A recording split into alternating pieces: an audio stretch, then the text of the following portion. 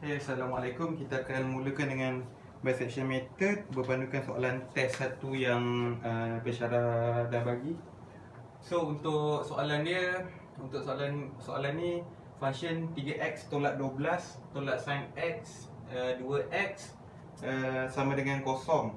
So kita set function yang sama dengan kosong ni sebagai satu function f of x. Dan dia minta kita cari roots menggunakan bisection method bagi interval 4.1 bagi interval x ni di antara 4.1 sampai 4.4. So dalam ni dia ada mention juga yang kita kena solve dalam 3 decimal places. Lepas tu kita let kita punya tolerance E ni sama dengan 0.005.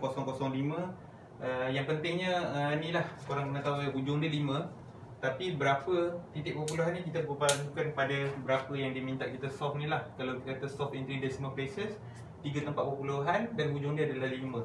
So kita akan berhenti bila C yang kita dapat tu kita masukkan dalam ni. Ini C ni maknanya tengah dia tu. Maknanya kita akan try, kita masukkan nilai tengah ni dalam function ni. Maknanya bila X sama dengan C yang keberapa tu, kita gantikan, kita akan dapat satu nilai. Adakah dia kurang daripada tolerance 0.05 ni, 0.005 ni.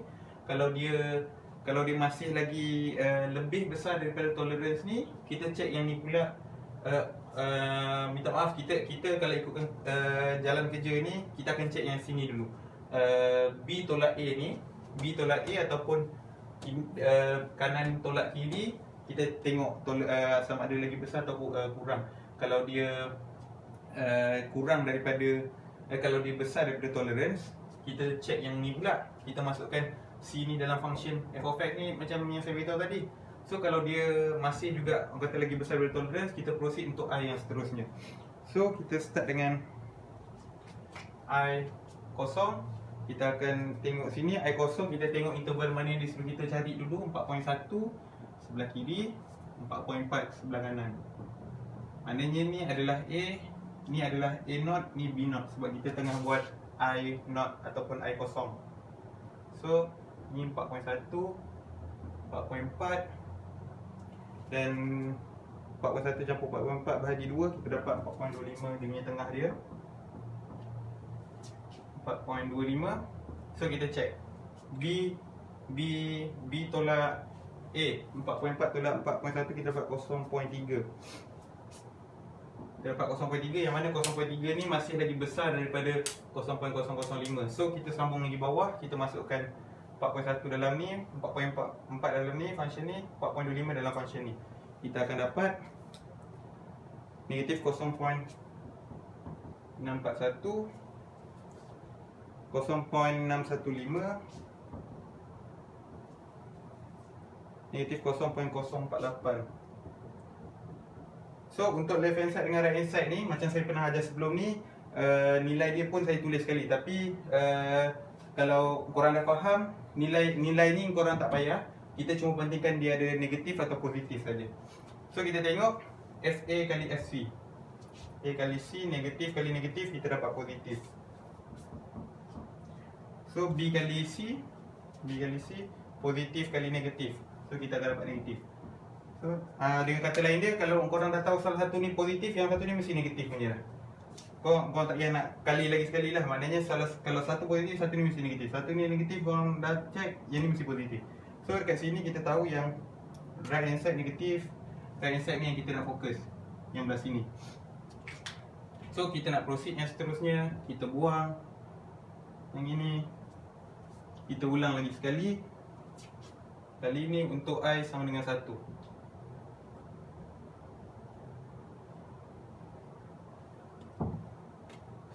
I sama dengan 1.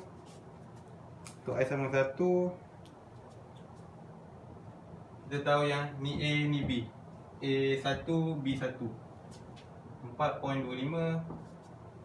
4.4, 4.325, dia punya tengah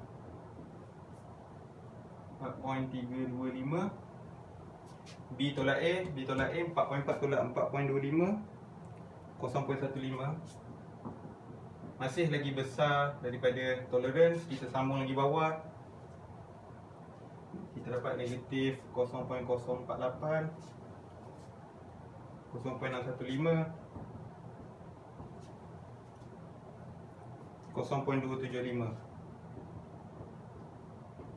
So 0.275 ni pun bila kita masukkan nilai ni dalam ni dapat 0.75, masih lagi yang ni lah tadi kita nak tahu nilai dia je. Negatif positif tu tak payah kisah, kita nak tahu magnitude je. 0.275 masih lagi kurang minta maaf, masih lagi besar daripada 0.05.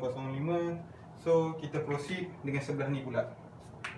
So left hand side kita tengok dia punya tanda A kali C, negatif kali positif, kita akan dapat negatif. So ini positif. So daripada sini korang akan tahu yang left hand side dia yang kita nak. Lepas tu kita padam yang right hand side. Kita akan sambung, kita akan teruskan lagi dengan I yang seterusnya, iaitu I sama dengan 2. So nanti bila korang teruskan macam biasa, korang akan dapati yang ini masih lagi besar daripada 0.05, ataupun yang ni pun sama, dua-dua ni masih lagi besar daripada 0.005, sampailah I yang ke-6. Saya akan tunjuk, saya akan skip terus lah. Korang kena buat calculation ni sepatutnya, tapi saya akan skip terus untuk jimatkan masa. I sama dengan 6. Korang akan dapat, nanti bila korang dah kecil-kecilkan benda ni, korang akan dapat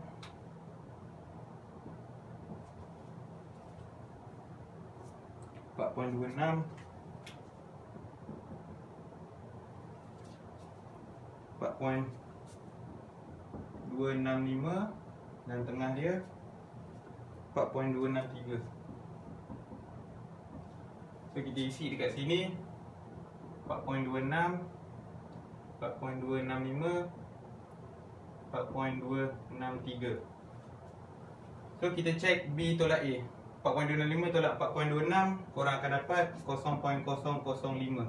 So kat sini 0.005 dia sama dengan, minta maaf tadi ni saya lupa, dia kena kurang atau sama dengan. Okey, so sekarang ni 0.005 kita buat B6 tolak A6, kita dapat 0.05, iaitu sama dengan 0.05 tolerance kita tadi tu.